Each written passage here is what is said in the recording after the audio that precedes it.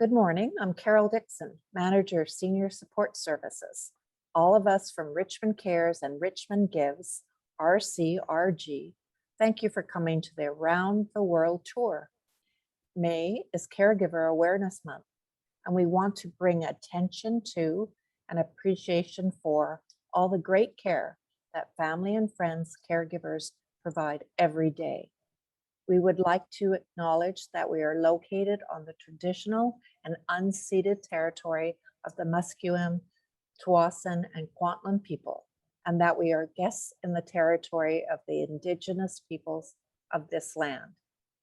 As well, I'd like to thank and introduce our organizers, Emmett Chan, Caregiver Navigator. Hi, Emmett. Daniel Chan, Program Assistant. Pamela Louie, Program Coordinator, and Victoria C., our Stewardess. I would like to encourage you all to make use of the amazing caregiver resources available through our Richmond Family and Friend Caregiver Hub.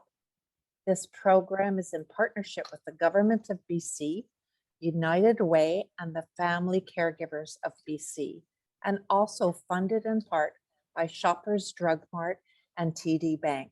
A big shout out to our sponsors. Now to RCRG's President and CEO, Ed Gaffsey, who will be our captain today and flying us to 6 locations. Welcome aboard, everyone, on board Flight 5B28 with service from Canada to Hawaii. We are currently 3rd in line for takeoff and expect to be in the air in approximately 2 minutes. We ask that you please fasten your seatbelts at this time and secure all baggage underneath your seat or in the overhead compartments. We also ask that your seats and tray tables are in the upright and locked position for takeoff. Please mute your audio and mics. Smoking is prohibited for the duration of the flight. Thank you for choosing RCRG Airlines and enjoy your flight. Ladies and gentlemen, your safety is our top priority. Please ensure that your bags are stowed under the seat in front of you, that your seat back and tray table are upright, and your seatbelt is fastened.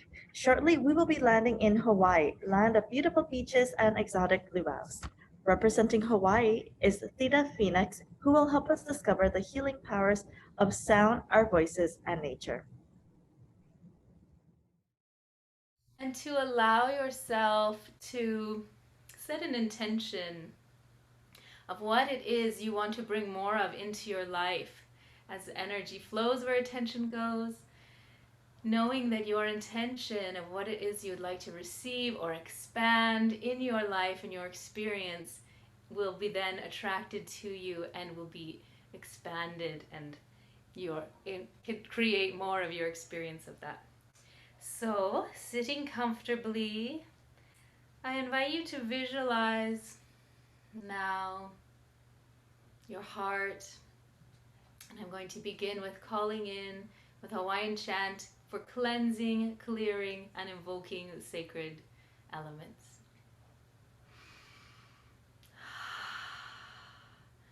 Amukua aloha mahalo.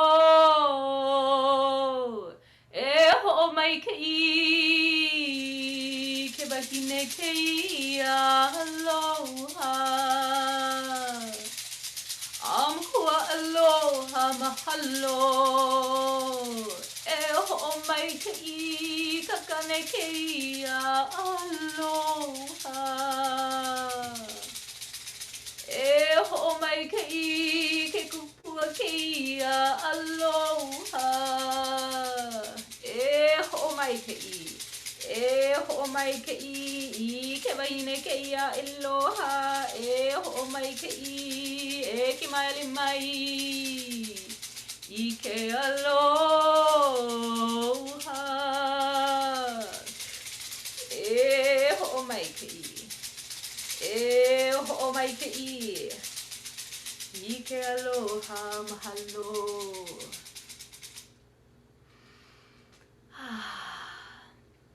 And now I invite you to visualize for yourself, to connect with the elements, and starting with the element of fire, the sacred fire the sun, visualizing some form of fire that you connect with and resonate with, and we will call in that purification energy of fire.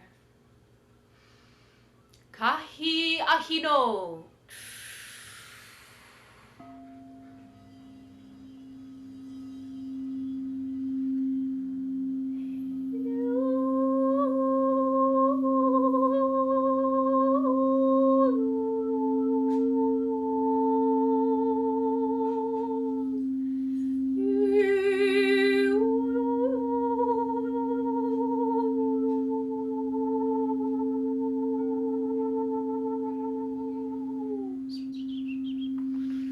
Visualizing that fire cleansing and renewing, purifying, releasing all that no longer serves. And I'm playing the crystal singing bowls to cleanse and purify and center. I now invite you to visualize cleansing waters, some form of water that you connect with in nature, the ocean, a river, a beautiful waterfall. And we're going to call in that cleansing, purifying, nourishing element of water. Kahivaino.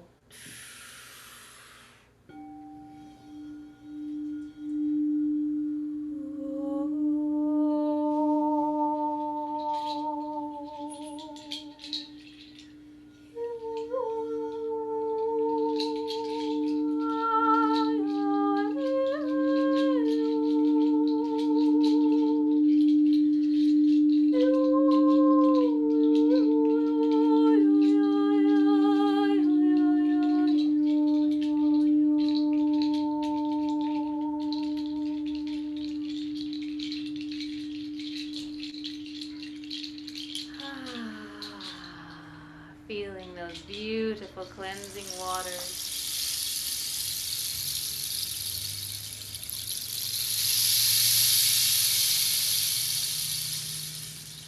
And now, welcome those beautiful waters. And now we will connect with the element of wind, the breath of life, the air.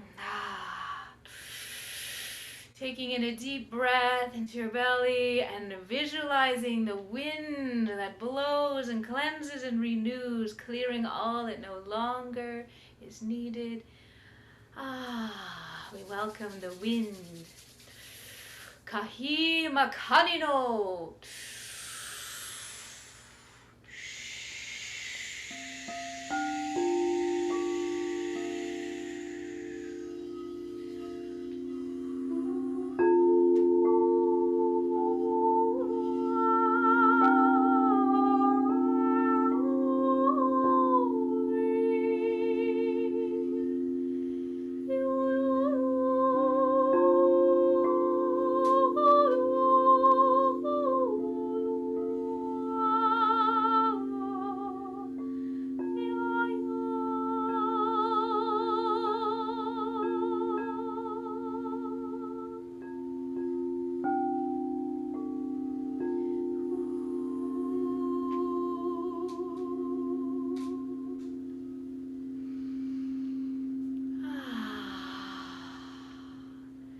Now I invite you to connect, bringing your visualization and awareness into the earth, visualizing the crystal structures of the earth, the stone element, and that grounded frequency of the earth, that beautiful frequency and vibration of the earth that grounds us, the healing and wisdom that comes from the earth, that nourishes our energetic field, bringing us that stability, groundedness, like the bones in our body, the stone of the earth. And these are crystal singing bowls, so you're resonating with the crystal, the crystalline energy. So visualizing a beautiful crystal or rock that you connect with and calling in that grounded wisdom of the earth.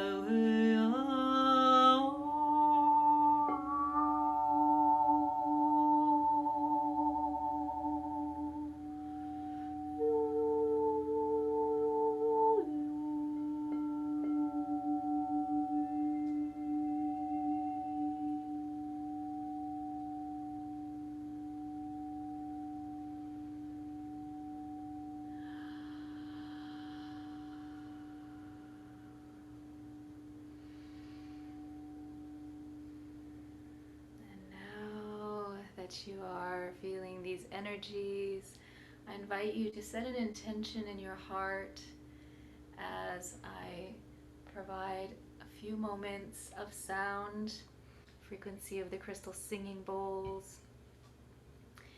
Just to set your intention, allowing yourself to really integrate, relaxing into what it is that your heart truly desires.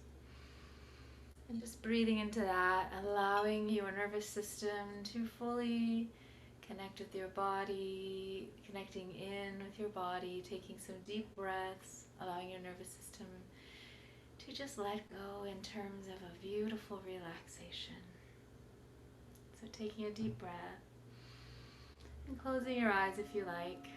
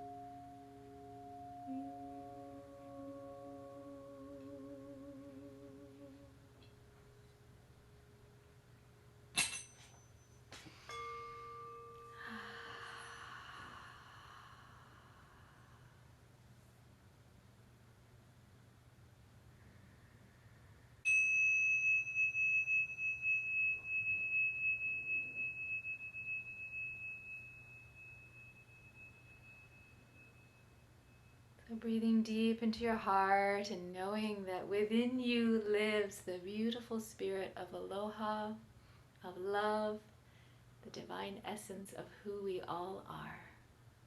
Thank you. Ladies and gentlemen, shortly we will be leaving Hawaii for beautiful Canada. land of hockey, maple syrup, and some of the friendliest people.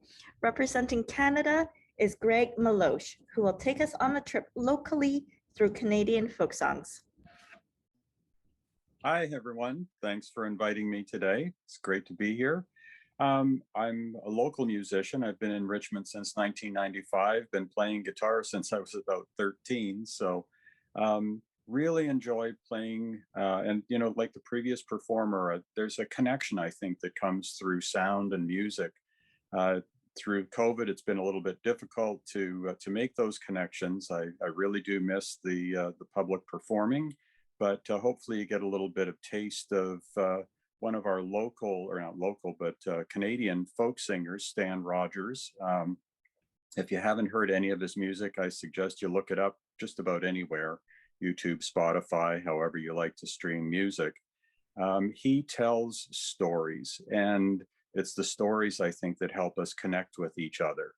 And so the two songs I've got for you today are videos that were made just prior to COVID getting us. I think it was Christmas of 2019,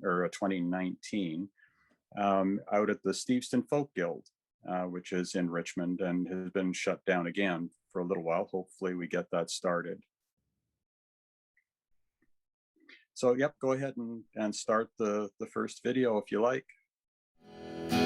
So I'm going to start off here with I like to do this one at Britannia. It's a Stan Rogers song called Tiny Fish for Japan. It's a good one to do on a rainy night because the way it starts, it always reminds me of, you know, that time just as the rain is stopping and there's those few little drops that are just hitting the puddles and you can see them in light. And talks a little bit about the East Coast, or sorry, not East Coast, but was the East Coast fishery. When they just ran out of fish and they started shutting down the fisheries, and kind of something that we know a little bit about out here as well, just a different kind of fish.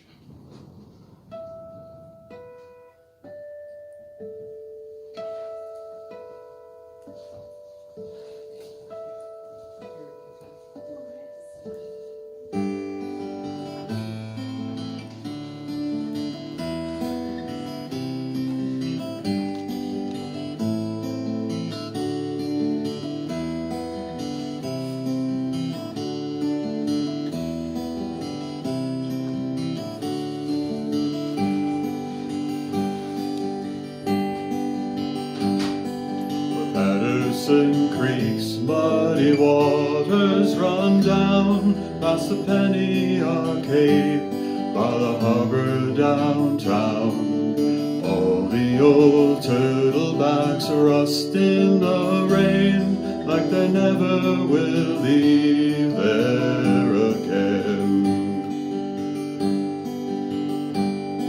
But leave there they will in the hour before dawn, slip out in the darkness without word or song. For a few more years yet, they will work while they can to catch tiny fish for Japan. No whitefish or trout, here we leave them alone. The inspectors raise hell if we take any home. What kind of a fisherman can't eat his catch, or call what he's taken his own? The plant works 3 shifts now, there's plenty of pay. We ship 17 tons of this garbage each day. And if we want to eat fish, then we'll open a can while we catch tiny fish for Japan.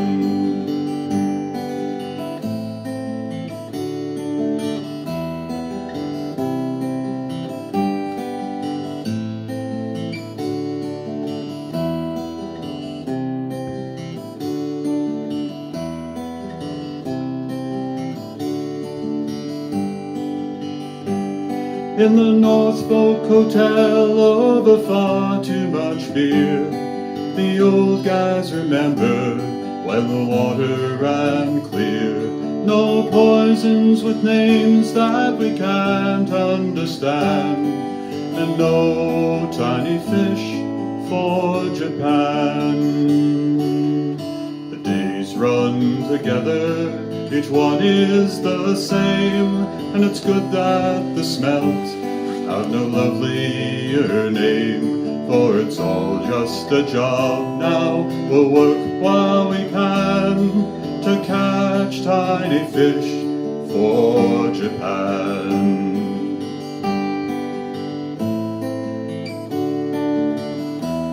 And we'll catch tiny fish for Japan. It's another Stan Rogers song. It's Mary Ellen Carter. Oh, somebody knows that one. So okay, a fan.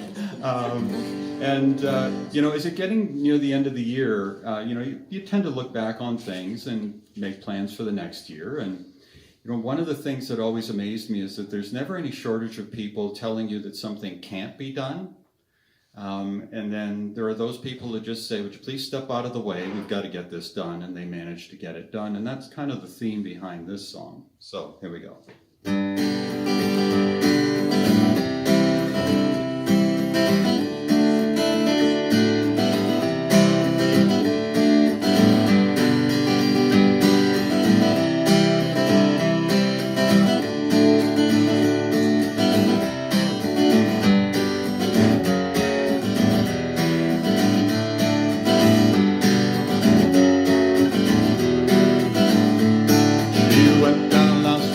In a pouring, driving rain, the skipper he'd been drinking and the mate felt no pain.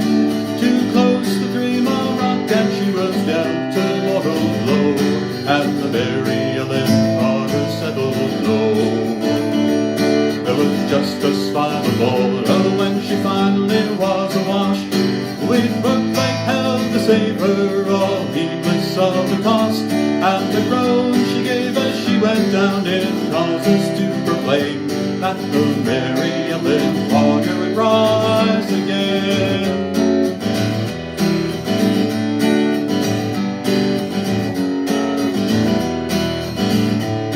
The owners wrote her off, not a nickel would they spend.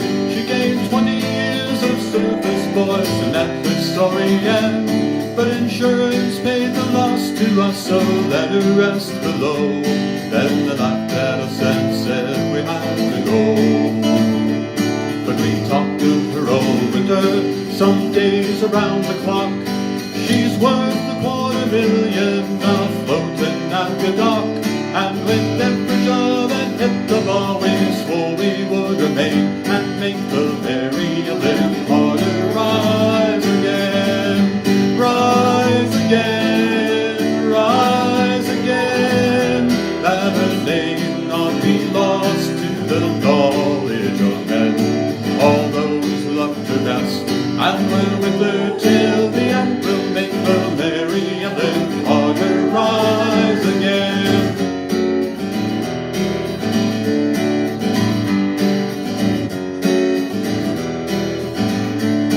All spring now we've been with her on a barge left by a friend. 3 times a day in a hard hat suit, twice I've had the bends. Thank God it's only 60 feet and the currents you are slow, or I'd never have the strength to go below. But we patched her ends, stopped her vents, stock hatched and rolled down, put cables to her fore and aft, girded her around. Tomorrow noon we hit the air and then take up the strain and make the Mary Ellen Carter rise again.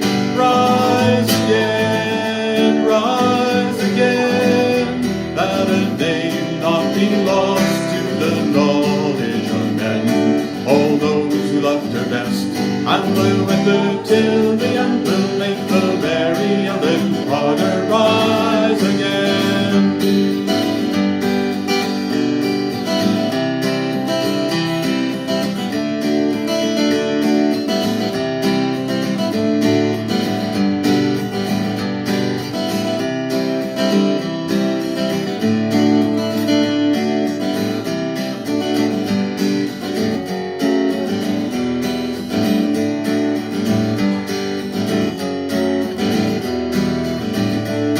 Oh, we couldn't leave her there, you see, to crumble into scale. She'd saved our lives so many times, living through the gale, and the laughing drunken rats who left her to a sorry grave, they won't be laughing in another day. And you to whom adversity has dealt the final blow, with smiling bastards lying to you everywhere you go, turn to and put out all your strength of arm and heart and brain, and like the berry and live harder, rise again, rise again, rise again. Though your heart it be broken or life about to end, no matter what you've lost, be it a home, a love, a friend, like the berry and live harder, rise again, rise again, rise again. Though your heart it be broken or life about to end, no matter what you've lost, be it a home, a love, a friend, like the berry and live harder, rise again.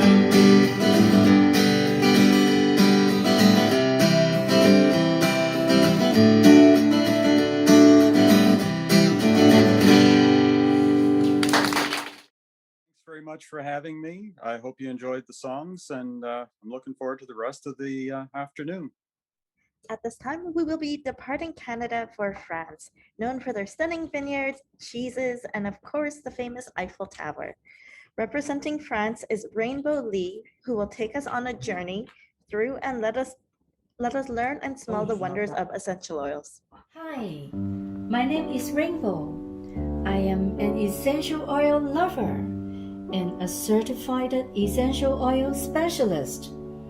I really enjoy traveling too.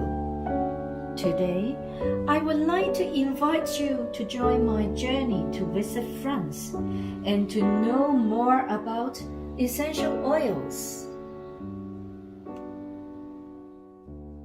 All we know about France are their foods, the Eiffel Tower, their good wine, arts, and perfume. But I wanted to know the culture and the daily lives of French people. In summer 2015, my son and I went to Paris to visit our French friend, Isabel, and her 2 sons. We stayed in their house for 2 weeks in Hampshires, a small town in the outskirts of Paris. During our stay, we have traveled around France. We visited some hot spots in Paris, but the most memorable thing to me was the evening walk beside the quiet little river and the peaceful green field at the back of Isabel's house. French people know how to enjoy life. They enjoy wine in every meal except breakfast. They love bathing with lovely fragrances, lighting up candles, and using aroma diffuser all the time when they are home. Since then, Isabel taught me how good it is to live with good smell and how French people love essential oils. Next, I am going to share some information about what essential oil is and how to use it. Essential oil is a gift from nature. Most people will think that essential oil is just a major ingredient in perfume, but actually, essential oils have many more uses. Today, I will show you how essential oil could benefit our health and our everyday life. We only use essential oil which is natural, pure, and in high quality. I would like to show you the king of essence oil. This is called frankincense. It also called liquid gold. This is the queen of essence oil. You know that this is rose. And I would like to let you guys know essential oil can use for aroma. We can add few drops of essential oil to the water and then turn it on. Second, we can add essential oil to bathing. My personal favorite is lavender. Just add around 10 to 15 drops to the hot water. For topical use, I will show you how to do a hand massage with essential oil. You can massage your own hands and you can do the same for your loved ones. The aroma from essential oil makes us relaxed, puts us in a good mood, and massaging your hands also improves our blood circulation. Due to everyone's different health conditions, I suggest that you can start with simple single oils such as lavender, wild orange, and mix it with Capoeira oil light, the fractionated coconut oil. You can also use them for body massage. Now I'm going to start to show you how to do hand massage.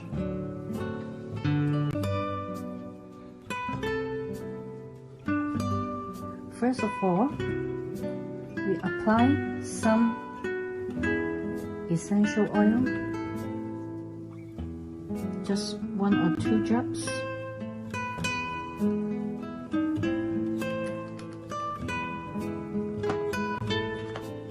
And you can mix a little bit carry oil, then apply the oil for the whole hand, including the back, and then we massage from the middle part.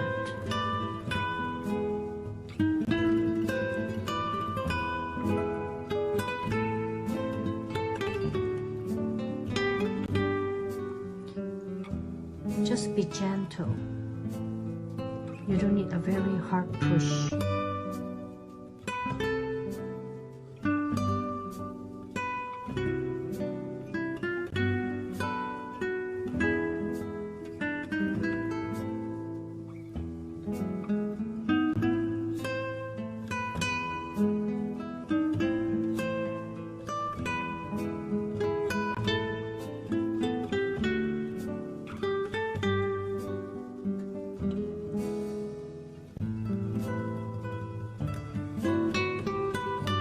Around 1 or 2 minutes, then we can turn it back to the back.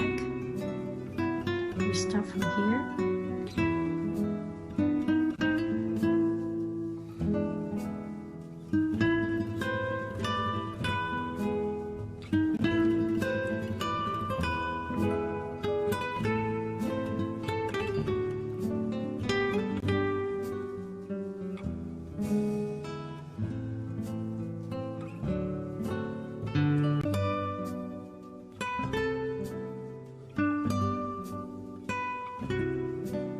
You can repeat the whole massage step 1 or 2 times.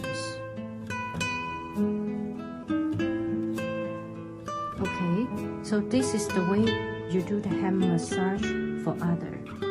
And then now I'm going to show you if I do the massage for myself. Okay, first of all, I just start with my left hand. I use wild orange.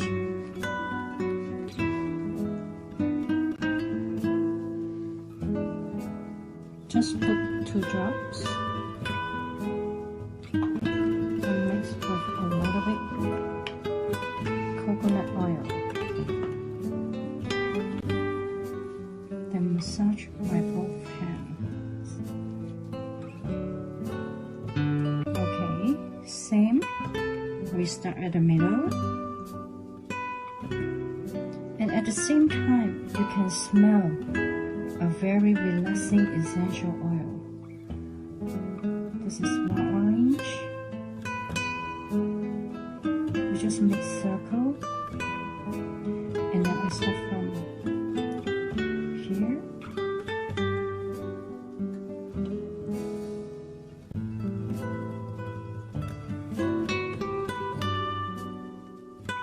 And then I turn to the back.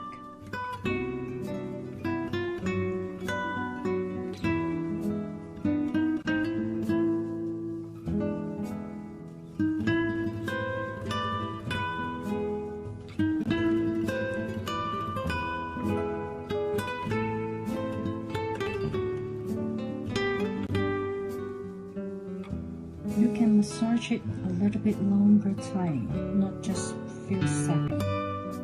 And then finally, we can come back to here, and then to do the same for the other hand. And then we just massage our own hand like this.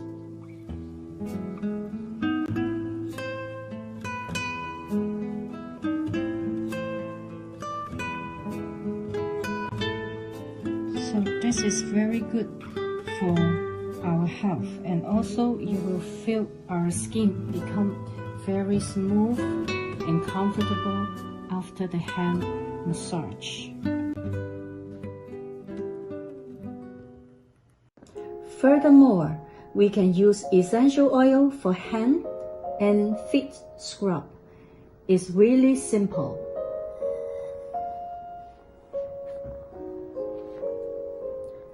Use 1 teaspoon of brown sugar.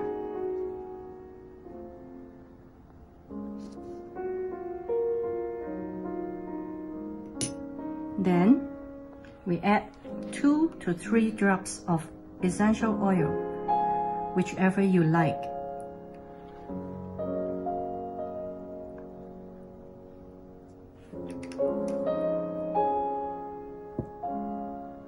Then just scrub your hand gently for around 1 minute and leave it for around, then wash your hand. You can do it for your own hand or help others.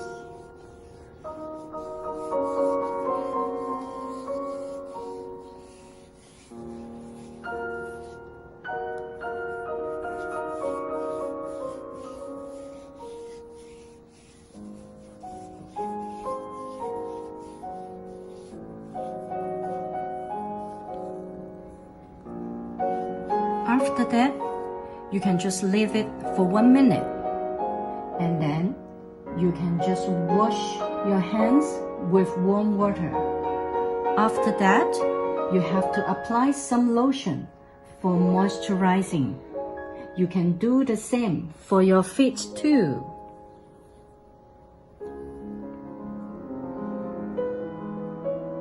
Please be reminded that don't shower immediately after any essential oil treatment, or informal, we can call it aromatherapy.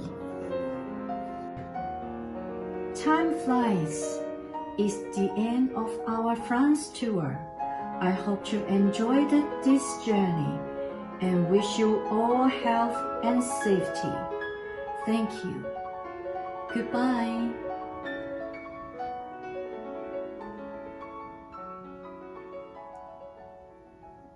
The weather looks good, and we will be landing in Brazil very shortly. Representing Brazil, we have Aleski Scher, graduato astronauta, started training Capoeira, a Brazilian martial art, in 2007 with graduado Rasta, Julio Montero, in Vancouver. He quickly developed an appreciation for the richness of the art form and traveled around the world in pursuit of learning more. In addition to learning, he began teaching in 2013. Now to Alexi. Hello, can you guys hear me? Yeah, okay, yeah. So first of all, thank you so much for giving me a chance to talk about capoeira, which is a passion of mine. Okay, so let's start. So capoeira, those of you who do not know anything about it, I'll try to pack into the 15 minutes a little bit of information for you that you get to understand what it is, where it's coming from, where it's going, and how people actually practice it around the world. So I concentrated this presentation for you and on the things, what is capoeira, then what practice of capoeira entails, and then I'll share some of my personal experiences. So capoeira is a very unique art form that and this uniqueness is connected to its history. So why don't we start with that? And so the traditional capoeira was born out of resistance. So unfortunately, the world history has dark moments, and in one of those is the colonization of Brazil by Portuguese, and then later, Africans who were brought to Brazil to produce profits from agriculture and things like that. So there were 3 centuries of slavery, and Africans who were brought to Brazil, mostly from West Africa, had to somehow overcome this difficulty and remain high in their spirit. So that what happened is that people who were brought over to Brazil from different African tribes, who were sometimes even enemies in their native land, they had to unite and create something, some form of spiritual, physical, and cultural resistance. So in captivity, they created a blend of their own traditions. They took traditions of Brazilians, so it became a mix of cultural heritage, but mainly it also, to put the emphasis on the resistance, they basically were training to fight while masquerading it as a ritual, which doesn't involve real fighting. So the capoeira as a form of martial art was born within the captivity, and some people even say that it was conceived in Africa, but the child was born in Brazil, because the roots of in the style of capoeira fighting can be traced to certain fighting styles in Africa, while there is an addition of that traditional things from Brazil as well. So to finalize here, I would say that traditional capoeira is created by slaves, borrowing traditions from various African tribes and mixing it with Brazilian culture. So in essence, capoeira is an art of resistance. And of course, through this, kind of unorganized and organic process, rich traditions were developed. But let's also take a little bit of a look in the history of it, and just to get the timeline. So here you can see that the time that capoeira is, first of all, as an art form, it's relatively young. As a martial art, it's still in its infancy. But the main part of its development is its birth and and its test in real life is first of all the part where the Brazil was a colony of Portuguese. That's almost 3 centuries, and then it took another 60 years for Brazil to abolish slavery. So once the slavery was abolished, capoeira became outlawed, because it basically made the slaves, the blacks who now were free, more dangerous than before. And the government was really afraid of all those people, having those fighting skills and being so ruthless. So they made it illegal, and it was under crackdown. So by early 20th century, it was not so prohibited anymore, because it kind of devolved into more ritualistic side, and it wasn't as combative. But by that time also, some official academies start to open in the state of Bahia in Brazil. And in 1937, the first official academy is opened by Mestre Bimba, and this branch of capoeira is actually more militant and more combative, so more akin to the real martial arts or contemporary martial arts.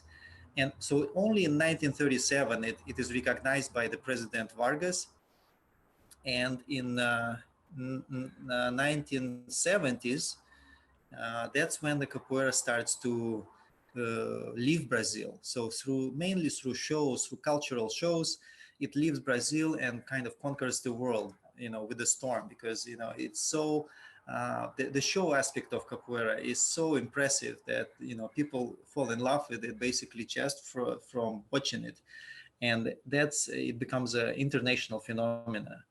And in 2014, which is very contemporary, it is recognized as intangible cultural heritage by UNESCO. I think there are actually only 2 martial arts that have that status. Okay, so let's go on. So what is capoeira in reality? So, okay, those who have never seen it might be surprised, but it is a martial art that has, some tradition. So first of all, it's accompanied by music. So that stems from the tradition of how it was born. Remember, it had to be disguised as a dance, so that the slave owners would not suspect you of training a martial art, but would kind of look at it as a cultural activity. The other thing is that you can't beat each other up constantly, because then again the slave owners would not be happy and you would not be able to work, or you would be injuring each other. So as a martial art, it has the certain aspects which are completely unique to capoeira. Maybe not completely, but one of the principles is that, beyond the music, is that you use escapes rather than blocks. So when you're being attacked, you have to prepare your body to react and escape and transform your escape into counterattack. It's actually a very powerful concept. Although, of course, you have to use your arms and other parts of the body to strategically have ability to block if the evasive maneuver, fails. So another part is that you're constantly moving. The language of movement in capoeira is extremely rich. And then there are attacks that are very specific to capoeira, including headbutts and low spinning kicks. I will kind of try to give you an introduction of what it is actually to train capoeira. So the capoeira practice is not something extraordinary, but it taught me a lot. It was, I think it's the most rewarding experience that I had in my life and continue to have. So what is practice of capoeira? It starts with the first class, and the class, since you've seen that the capoeira is so physical, it is not much different from any other physical activity. So it starts with the warm-up, with some stretching, and then you will have certain drills that you basically drill the integral movements, which are very unique to capoeira in a way that first of all, they're always going on the left and right side. You have this ability to train your left brain and your right brain all the time, which is very beneficial. And then you'll have some one-on-one work, because in the end, you don't play capoeira alone. You always, have a partner to work with. And then the capoeira game, which you just saw in the previous video. The main part for me, which I wanted to share with you, is that this thing never ends. There is something to learn always, because there are so many aspects of capoeira which, can be really classified into physical part, which is completely athletic, Then there is the musical part, which is, your rhythm appreciation, your skill development. You have to learn to play various instruments, which are mostly, which are predominantly percussion instruments. You have to learn how to sing, and maybe you can compose even a song once you learn the language. The language of capoeira is Portuguese, and because it was born in Brazil, the the actually the capoeira remains one of the leading exports of Brazilian culture. So the main exports of Brazilian culture is football. Brazilian football is very famous. Then capoeira and samba. Samba as a dance, capoeira as a martial arts, often mistaken for a dance as well. But it's not only a dance. Okay, so, and another part that it never ends. So I think it's unique to capoeira that you can be growing your whole life. I've really seen people of all ages, from extremely, toddlers to people in their 70s, 80s, practicing capoeira. In a game, there's always the level of respect you give. The game is not about competition and domination until it gets to a professional level. And even then, you have to understand that if you are younger than the other person, you have to meet together and, arrive at the level where you're not just, uh, being aggressive and dominating, because that's not what it is about. So let me continue and talk about the benefits of capoeira and the capoeira practice. So I think the physical benefits are, easy to deduce just even from what you saw. And that, of course, since it is a physical activity, you'll build up your endurance. You'll basically activate the whole body.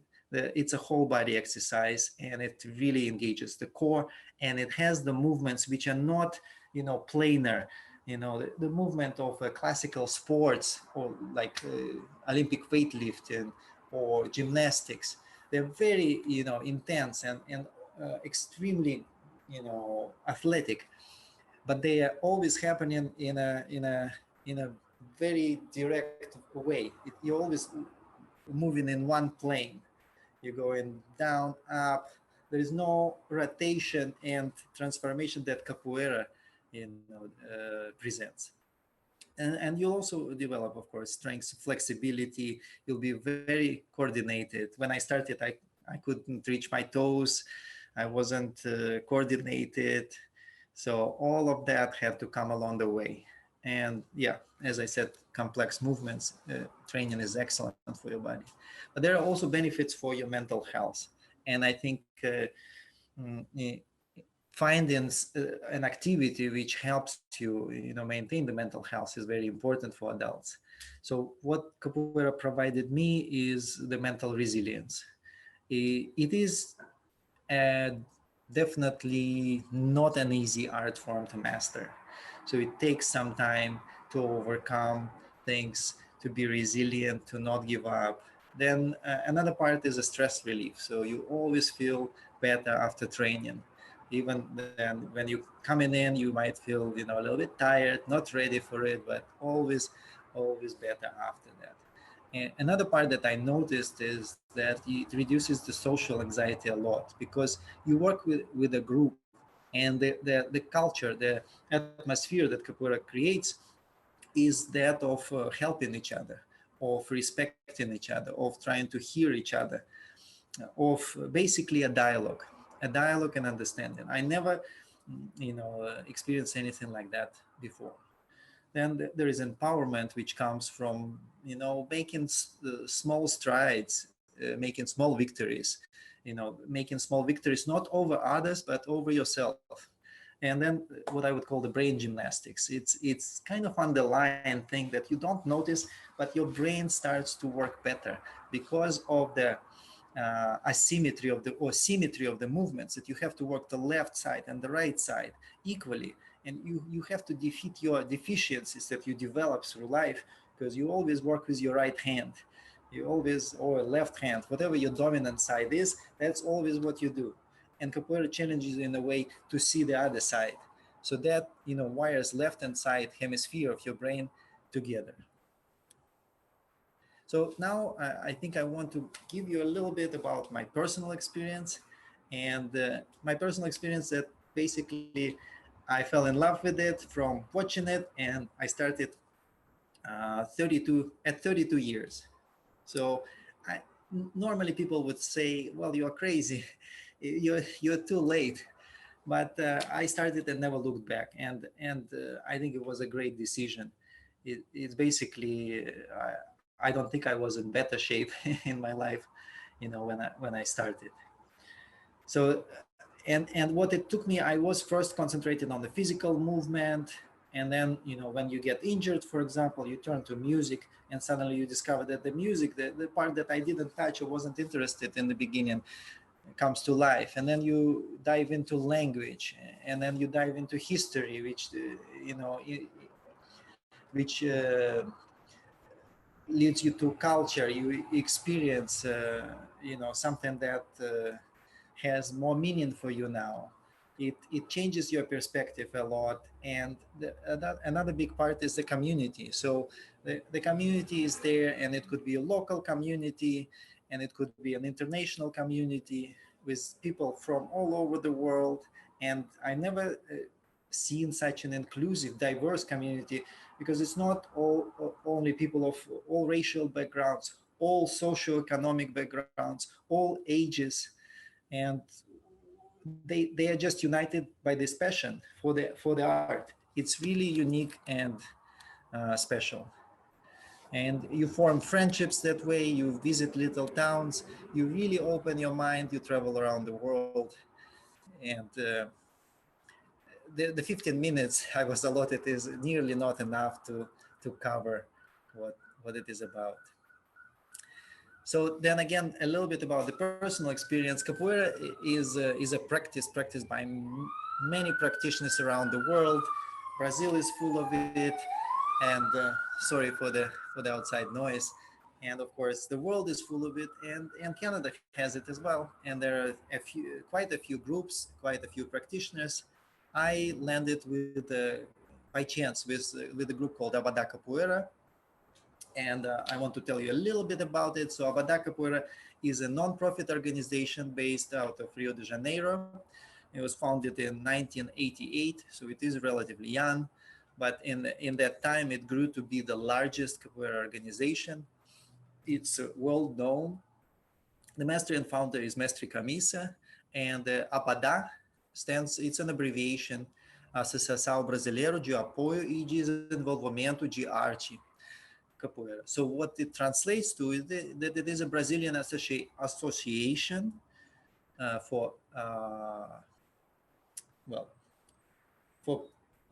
support and development of the art of capoeira.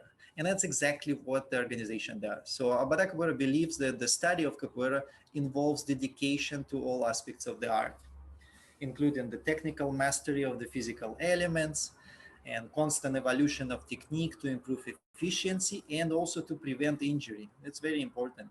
Understanding of the reverence for and of reference for capoeira's rich history. I think that's also very important, because you can often run away from the roots and arrive somewhere where you should not be, become more, oriented on the business side or on marketing or something, or the world wants this, so we will abandon certain roots and adjust. No. So competence and knowledge of music, instruments, and games of capoeira, and also participation in the larger capoeira community in Brazil and throughout the world. So personal experiences. So once I got into that, there was no getting out. And so just a brief history of my travels. So I started in 2008, and then at first I was only visiting, basically North American events. So only going to Canada or United States. And then, something clicked in me. No, I got to expand. And I went to European games and visit Germany, Spain, and France. And then I went to Mexico. That was kind of the first trip, which was out of I didn't know Spanish at all. I traveled to Mexico, to some small town for an event. And that really opened up the world. And then it was US, Brazil trips basically every year except for the once the pandemic hit. And here you can see a picture of me. This is on, I think, my second trip to Brazil, or maybe third. I visit the academy of my friend who lives in the state of Sao Paulo. And for 2 weeks, I just live inside the academy and train 6 times a day. So for some people, it might seem crazy, but for me, it was the best. And I really want to go back again. And here, it's again a small project of a student of that person, Bujao, and the kids who are training in a small town. And this is really, great for those kids. It gives us an example because it's a rural town and there's not much to do. And unfortunately, there is, the vices of even alcoholism and drugs. So it really gives those kids some examples and something to work on. And they're super talented, full of life. And another thing is, again, people have this misconception that capoeira is just a dance, but it is. There is definitely this element which is always there, and that keeps things more interesting. It is a game when you want it to be, and it is a fight when you need it to be. The other part that I wanted to touch about, that once the pandemic hit, capoeira, of course, took. Things had to change. Since you already learned through this, short introduction, that capoeira is very communal experience. It's not something that you do on your own, in your free time. So you need others, you need the community. So during the pandemic, we had to change things. So online training was not for everyone. I never stopped training people, but of course, some people kind of like stepped back and only a few remained. The good part for me, I have to also acknowledge the good parts, is that now, through online training, I'm able to travel to Brazil and train with the masters there several times a week. So that's a good thing. And of course, we are looking forward to reopening once the vaccinations ramp up. In fact, we had an outside class last Saturday. Well, it's not a class yet because we can't be open to the general public or to the beginners. It was a training session, with all the safety measures in place and distancing. I participated in a lot of events online. The Brazilian games were there. Just wanted to end with really just come train with us, and have your mind open. Capoeira is a lot. You can't just don't try to think about everything there is, but keep your mind open and come to train with us. The information will be there. I really want to thank the organizers for giving me the chance, and I also want to thank you guys for what you're doing in the community, for what you are doing with other people. Giving is a hard work. It's rewarding, but it's also hard, and you have to have something that you're doing for yourself as well. You have to, when you give, you have to find a way to recharge. And if capoeira is something that will help you do that, I will be glad to share that journey and help you along the way. Thank you so Ladies much. and gentlemen, once again, please ensure that your bags are stowed under the seat in front of you, that your seat back and tray table are upright, and your seatbelt is fastened. At this time, we will be leaving Brazil for the Himalayas. Representing Himalayas is Constance Au, the founder of Heart Space Massage and Healing Arts. She will be sharing her knowledge in Thai massage and Himalayan singing bowls. So today I'm here to introduce you to Himalayan singing bowls. They're one of the sound healing tools in my one-on-one healing session, on or off the body. They can also be used in sound bath and in a group settings. And they can be used as a personal practice for self-care and meditation. And this is the area of focus I want to be in today, as all of you are caregivers. And self-care and finding balance are so important in our work in order to give fully to others. So you may ask, what is sound healing? Have you ever listened to a song and your mood was changed? If we understand the idea that everything, living or non-living, are made up of atoms and molecules, then why wouldn't sound have the power to create shifts in our bodies? So as you know, sound can travel far through water. And so it will make sense that it can affect us, and it can affect us as a body is made up of 75% of water. And recently I just saw a post about an experiment that was in the desert, and they played the cymbals on the ground, and they had people lying on the ground to listen to see if they can actually hear the sound through the ground. And surely they did, and the further they moved away, they still heard the sound, even as far as 100 meters. So you can also look into Dr. Masuro Emoto's work. He's a Japanese scientist who revolutionized the idea that our thoughts and intentions impact the physical realm. He has a book called Hidden Messages in the Water, where different experiments show that water molecules can be changed through different intentions and environments. Okay, so let's talk about these symbols. So they were originated thousands of years ago with an unclear history, as nothing was recorded about them. So contrary to their well-known name as Tibetan symbols, they're actually not from Tibet, and they were not affiliated with Tibetan Buddhism. It was believed to be from the Bön tradition, which is pre-Buddhist indigenous religion. And they were mostly found in northern India and Nepal. Western people became quite fascinated by them and their mysticism around the 70s. So over time, now they have become a popularized touristic commodity. So the bowls I have here are from Nepal. They're made mostly from bronze with a little bit of mixed metals, and they're also hand beaten. So personally, I prefer hand beaten ones over machine made because the sound is much richer with various tones. So to me, they're like humans. They come in different sizes and they have unique characteristics. Okay, so and what are the benefits of sound healing?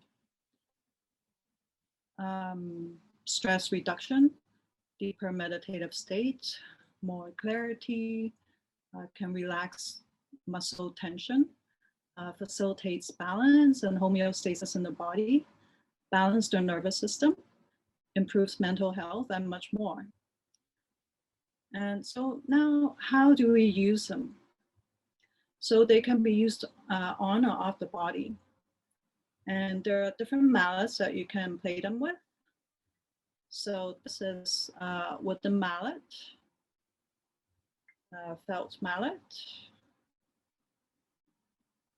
And you can even use a drum mallet.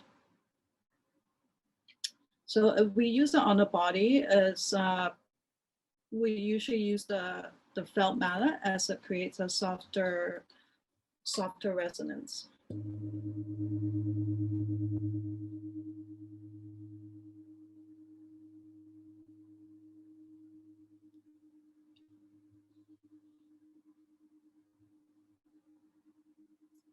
And then the wooden mallet, usually they come in a bare part, like a bare wooden part. And then on the other end, it's covered with felt.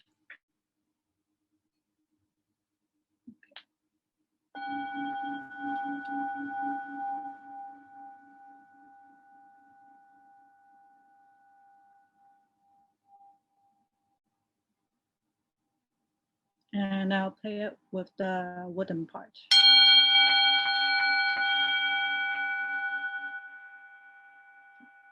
a little bit sharper.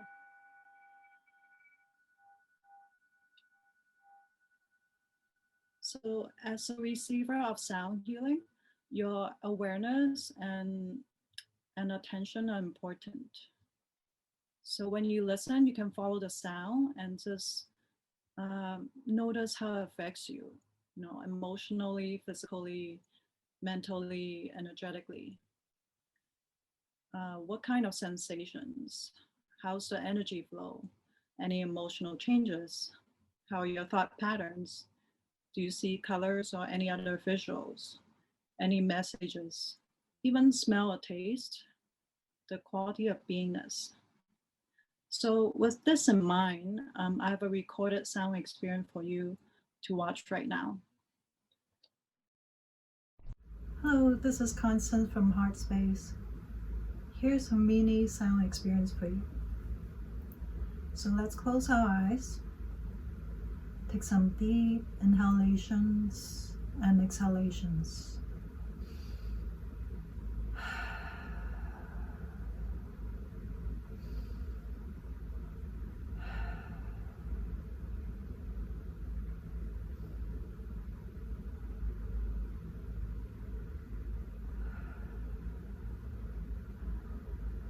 Bring your attention and awareness to the sound and notice how it affects you.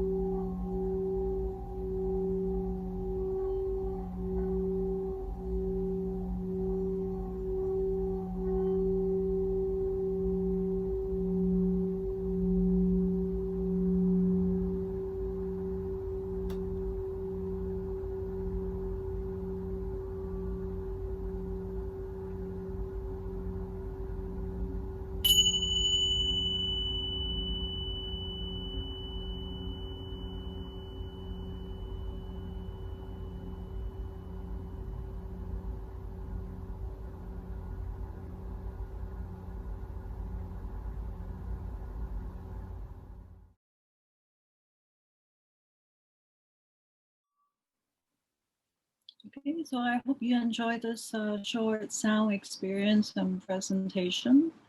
And just want to let you know that I'm available for one-on-one sound healing, massage, body work, and energetic sessions in downtown Vancouver and remotely. I also offer a singing bowl consultation service where you would get a short experience of the sound and sound therapy, and then I'll teach you the basics of how to use them and sometime to select a bowl for purchase if you so desire. So if you have any questions or inquiry, you can find me through my website at heartspacevancouver.com or on social media. My handle is Heartspace Healing Arts. So thank you for having me here and watching this presentation. Thank you, Constance, for your wonderful presentation. At this time, we ask that you please return to your seats with your seatbelts fastened and your seat back and tray table back in the upright position. We will be departing the Himalayas for India. Representing India is Tamar Cohen and Marja, who will take us through an experience of laughing yoga. Since the pandemic began, Tamar Cohen from Richmond, BC, and Marcia Puri, originally from Ontario, but now from South Surrey, have joined together to create joy, peace, harmony, and connection on Zoom.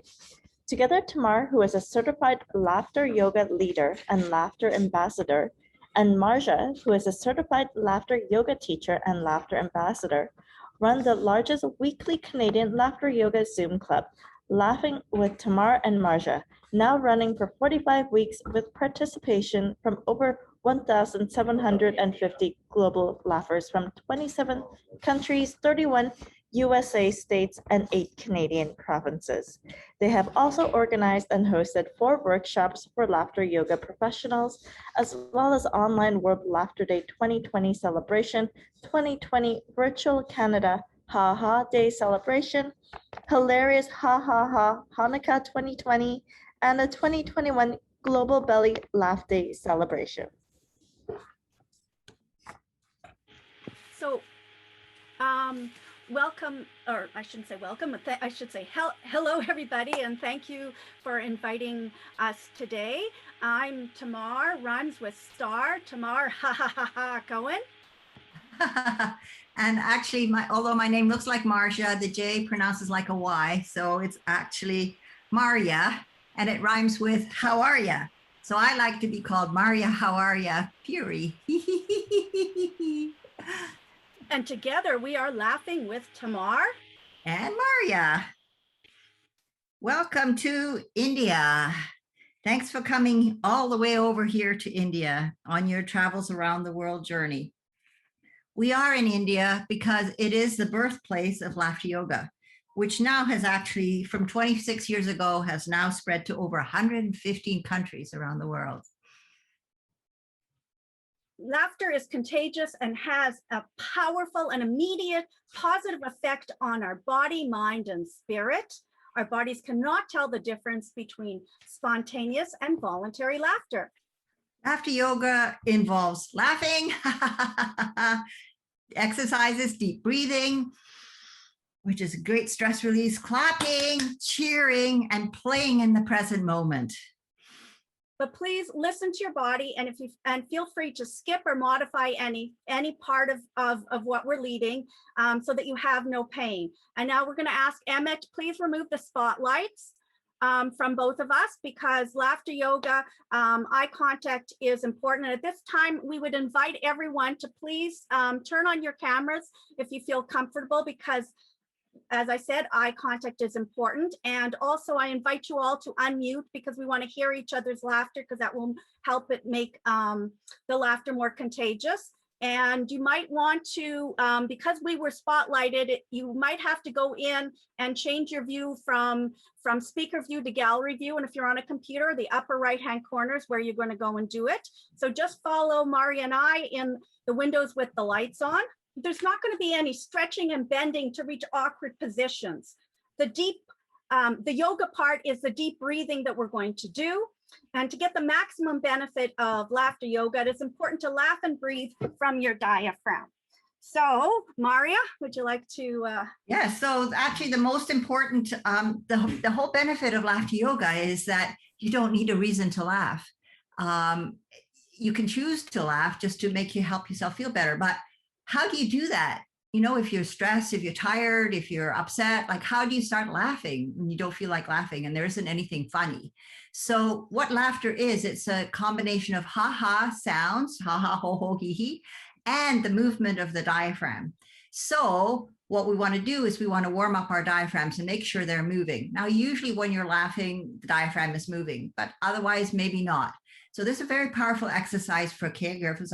A lot of caregivers have benefited from it, to do this ho-ho, ha-ha before they go to see a client or after they've seen a client, because it helps to relax them and give them all the benefits of laughter, even though they're not laughing the traditional way that you think laughter is. So I invite you all to put your hand on your stomach. I'm just going to stand up so you can see my stomach here. This is your diaphragm in this area. This is what you want to feel moving and jiggling when you laugh. And so to help you laugh, when you don't feel like laughing, we have a laughter chant. It's ho, ho, ha, ha, ha. So let's just say that and move our diaphragm at the same time. So ho, ho, ha, ha, ha, ho, ho, ha, ha, ha. And if your diaphragm isn't moving, you can move it until it starts to move, but you really want to get that movement in there. Ho, ho, ha, ha, ha. Ho, ho, ha, ha, ha. Ho, ho, ha, ha, ha. And where a lot of my caregivers have used that is driving the car, because you can keep one hand on your stomach. So let's drive a car. Ho, ho, ha, ha, ha. Ho, ho, ha, ha, ha. Ho, ho, ha, ha, ha. Ho, ho, ha, ha, ha. Just really, really a great stress release while you're driving. If you're not driving, or if you come to a stoplight, you can add clapping, and clapping energizes it even more. So we clap like this with our hands together.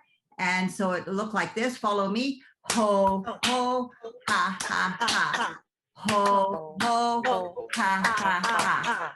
Ho, ho, ha, ha, ha. Ho, ho, ha, ha, ha. Ho, ho, ha, ha, ha. Ho, ho, ha, ha, ha. I invite you to practice that. Try and do it for a minute. You'll be huffing and puffing, and you'll feel so energized. It'd be like you've done a big aerobic workout, and all you've done is use your diaphragm with laughter sounds and clap, and it's amazing. So we also do a cheer that connects us to our own inner playfulness. And because we're raising our arms up at the end, it also helps us to feel positive and joyful. And it goes like this. Very good. Very good. Yay. Let's all do it together. Very good. Very good. Yay. So, since we are traveling the world today and laughter yoga is very inclusive, we thought we would also do it in a few different languages. So in French, we would say very good is très bien, très bien. Yay! So très bien, yay! So Hebrew is tov me'od, and so that's my other language. Tov me'od, tov me'od. Yay! Maria? Yay! Well, my only language right now is English, but I grew up in Malaysia. So in Malaysia, very good is bagus. So let's do it with bagus. Bagus.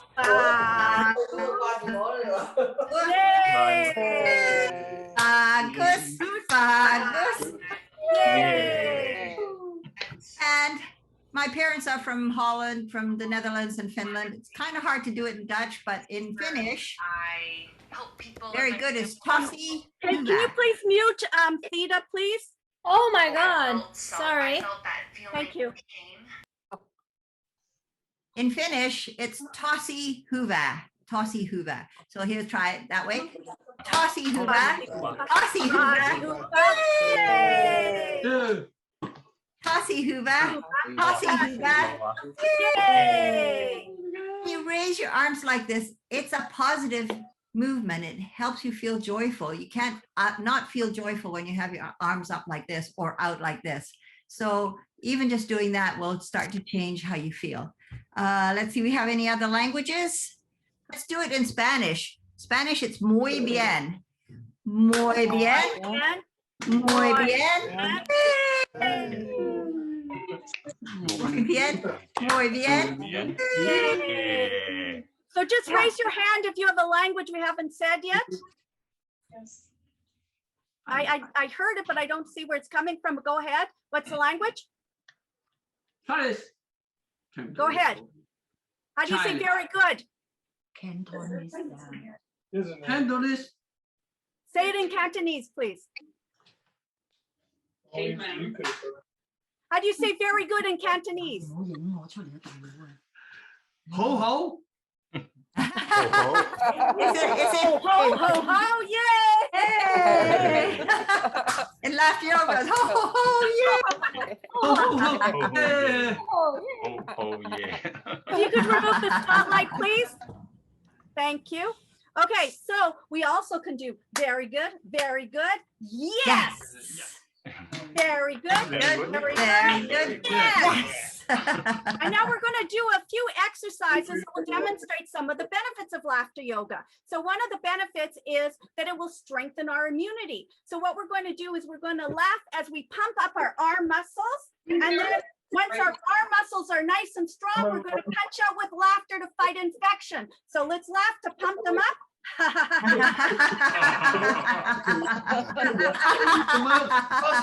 Punch out! Fight infection.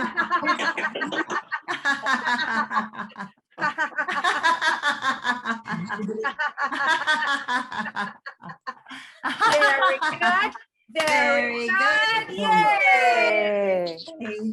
So another exercise that we do is called brainwashing. This is my little brain model. And this is because laughter, it lifts the mood and it stimulates the production of our happy hormones in the brain, including dopamine, oxytocin, serotonin, and endorphins. So what we're going to do is we're going to take out our brains and we're going to do some brainwashing. So open up the zipper in your skull. Zip. Zip. And open it up. Pull your brain out. And we're going to put a little laughter soap on our brain. And we're going to scrub it with laughter.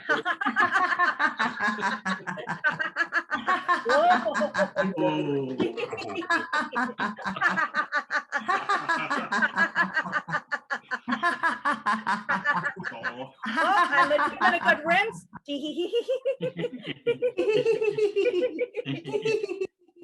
And let's put it back nice and clean into our brain. Whoop. Oh, wait, wrong way. Turn it around. Whoop. Close up your head. Whoop, whoop, whoop.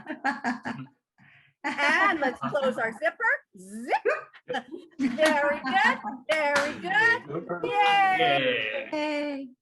And so one of the other benefits that we want to talk about is how laughter is also a stress release. So we're going to do a breath that is a tense and release. So we're going to put your arms out in front of you, make this as breathe in and squeeze, squeeze, squeeze, tighten, tighten, tighten, hold your breath, and then release. Inhale again. And exhale. One more time, inhale. And laugh it out. Very good, very good, yay! Very good, very good. Very good, yay! Sometimes we do it once, sometimes we do it twice, sometimes we do it 3 times. Well, breathing is a really, really important part of laughter yoga, and it's essential to breathe out longer than you breathe in. And you automatically do that with the laughter exercises. And we encourage that with the breathing exercises as well. So my exercise is called in one ear and out the other, negativity converter. Now, we have a lot of negativity around us, whether it's what we see here on the news or even what's playing in our head. We seem to have these negative thoughts that keep going around and around. Anybody have that? I know. And it's going to make a wah, wah, wah sound. It's going to come into our brain. We're going to, now that our brain is nice and clean, it's going to be able to convert that with a little bit of blah, blah, blah, blah, blah, blah, blah, because that's really what it is. Blah, blah, blah, blah. And then it's going to come out the other side with laughter. Okay, so here we go. Wah, wah, wah, wah, wah, wah, wah, wah, wah, wah, wah, wah, wah, wah,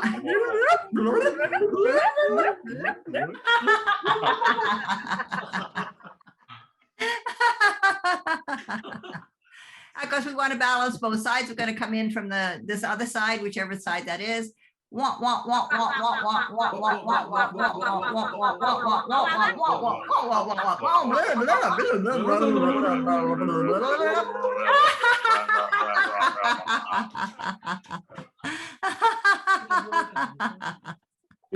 So that's an expression we all hear, like, like you hear somebody, but you don't really hear them. So just think of that and convert it to laughter when you have that negativity. Very good. Very good. Yay. Very good. Very good. So a really important exercise that I use a lot that really helps me is something called gibberish. Now, gibberish is talking nonsensical sounds like gala gija kucha pacha, not another language, just anything that comes out of your mind. And if you can't think of what words to say, just use a letter and just go blah, blah, blah, or la, la, la, or fee, fee, fee, whatever. But we're all going to make these sounds. And it's really, really, really, if you feel frustrated or if you're angry about something or you have thoughts that keep going round and round in your head and you can't get rid of them, just have a gibberish conversation with it. And before you know it, you don't know what it is that you were so worried about or what you were anxious about, because it doesn't make any sense anymore. And you just start laughing. And it's a really great converter. And laughter is about changing how you feel. And this is one of the ways to do that. So is everybody ready to do some gibberish? Fridge or something? Let's hear everybody.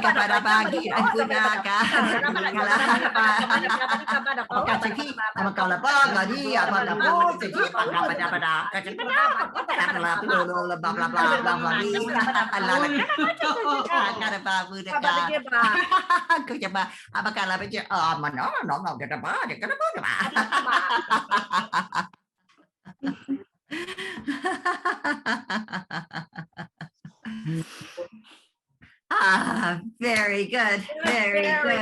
Yay. Yeah. How about a yes? Very good. Very good. Yes. Yes. Yes, we can do this. Yes.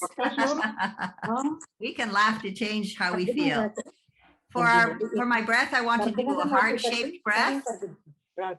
Can you please mute Neela, please? Nilu? Thank you. For my breath, I want to do a heart-shaped breath because laughter yoga is heart healthy. I attended several lectures by Dr. Michael Miller, and they did a study which showed that if people watched a movie that was scary, their blood vessels tightened and there was no circulation. But when they laughed at a comedy, when they laughed, the blood vessels opened up.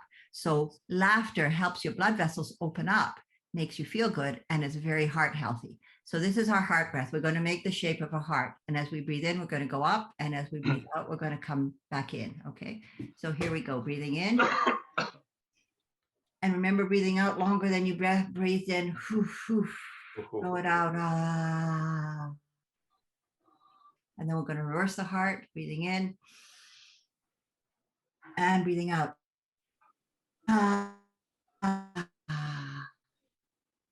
And one more time, breathing in. Make the heart bigger this time. And breathing out. And breathing in. And this time, laugh it out.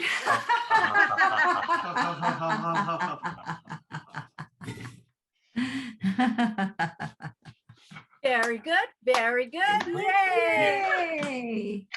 And so one of the other things that we do in laughter yoga is we always end the session with some sort of a grounding. And so we're going to end this session with breathing to the vowels. So what we're going to do is we're going to take a breath in as we raise our arms up. And then on the exhale, we're going to make the vowel sound. So first, we're going to take a deep breath in as we raise our arms up. So everybody inhale. And then exhale.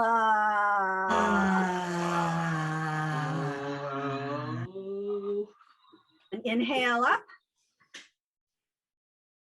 and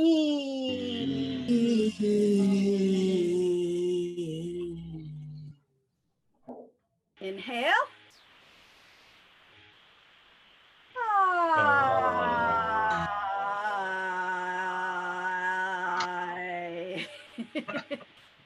And one more time, inhale. And say it with me. Oh.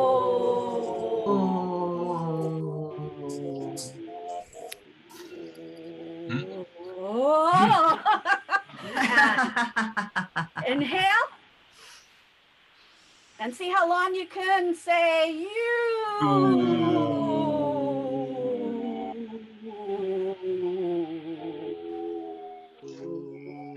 And sometimes we're going to do why. So inhale.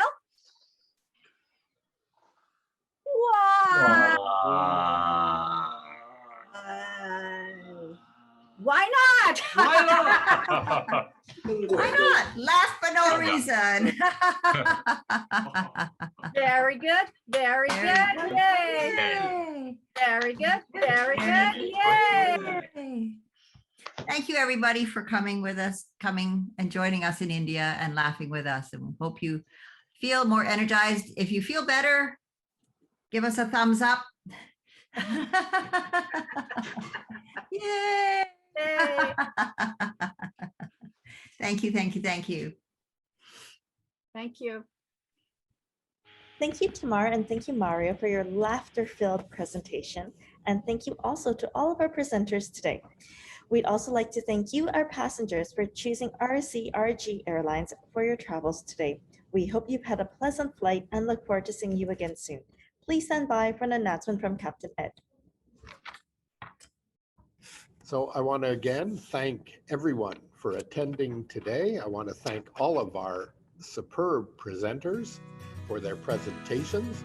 We hope that you enjoyed and learned from the program today. And with that, we have landed and have arrived at the gate. Thank you for flying with us today.